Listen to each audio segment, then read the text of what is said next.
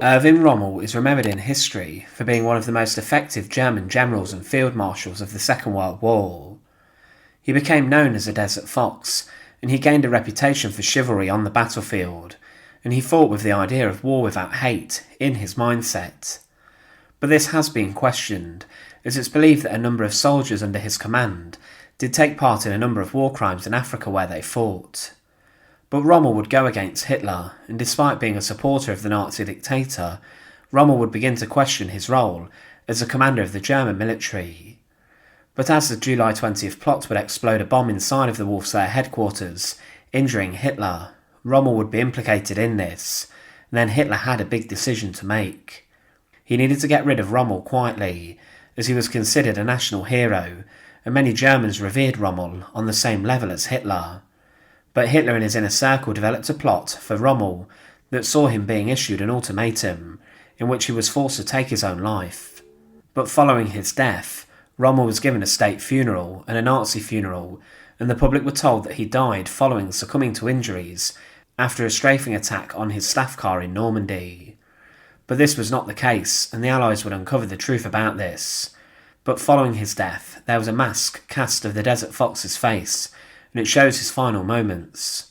Join us today as we look at the death mask of Erwin Rommel, and as always, to support our channel, please make sure to subscribe. Erwin Rommel was a highly decorated officer during the First World War, and after the conflict he would write books on military tactics, and these were even read by Hitler himself. But throughout the Second World War he was in command of the 7th Panzer Division during the 1940 invasion of France. His leadership was celebrated, and he became Hitler's favourite general, and more experienced men were passed over for promotion as Rommel was taken to the very top of the military.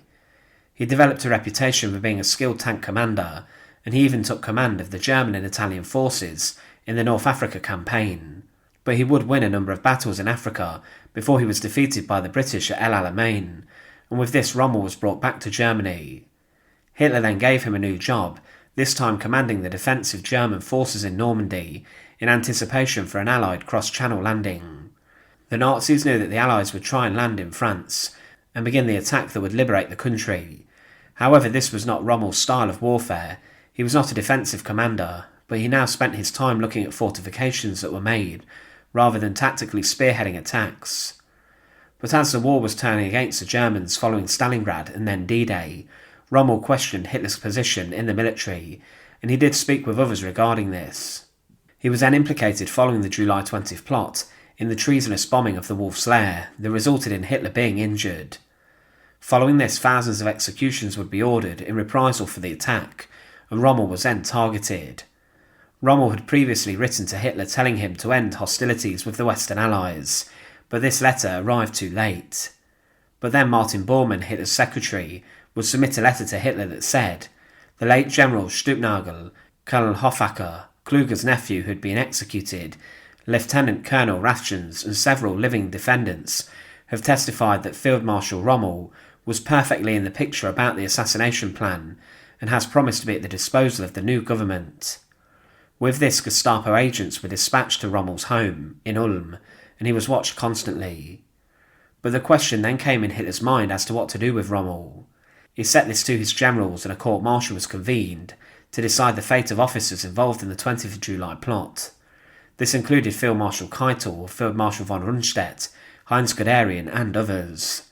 The court discussed information that implicated Rommel, and Keitel assumed he had been part of the plot. With this, Rommel was blamed, and the normal protocol would have seen him being brought to the People's Court and then being sentenced to death. But Hitler realised that having Rommel seen as a traitor would demoralise the German population, and he then offered Rommel an ultimatum. General Wilhelm Burgdorf and Ernst Meisel visited Rommel's house on the 14th of October 1944, and Rommel was told of the charges against him. He was given three choices: the first to defend himself in front of Hitler in Berlin, in which he would probably have been shot by a member of the inner circle. The second choice was to face the People's Court, in which he would probably have been executed on a guillotine or been strung up on a gallows with piano wire. The third choice was that he could take his own life quietly.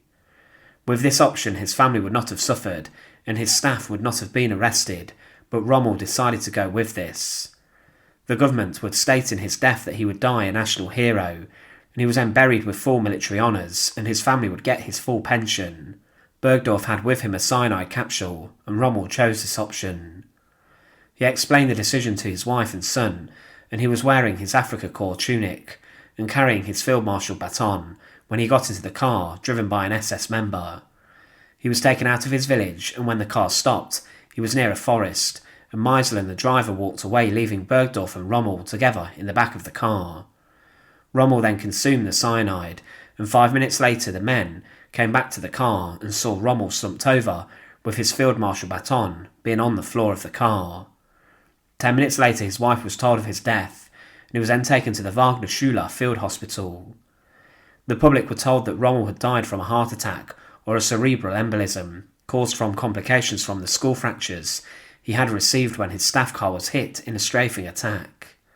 Hitler then ordered a day of mourning for his death, and Rommel was given a full state funeral which was held in Ulm and not Berlin.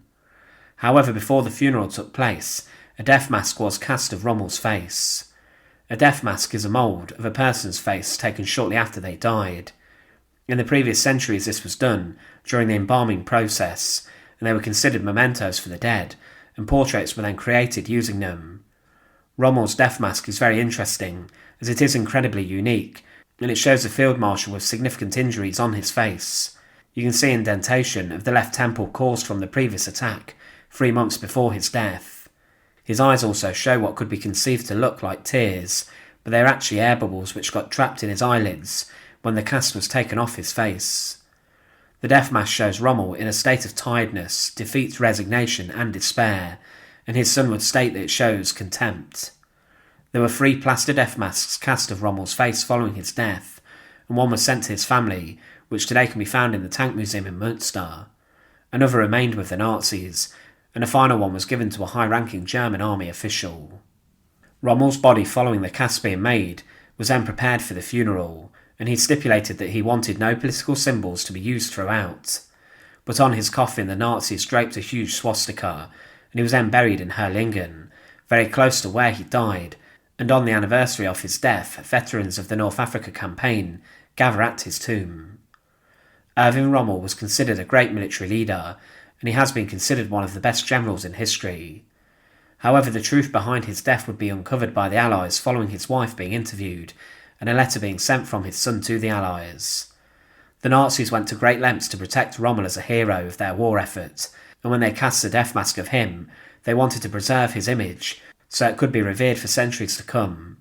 But this would not occur as the Second World War came to an end, but the legend of Rommel's activities during the conflict are debated, and his devotion to the Nazi cause is also rather sceptical. Thanks for watching. To support our channel, please make sure to subscribe, and once again, thank you so much for watching.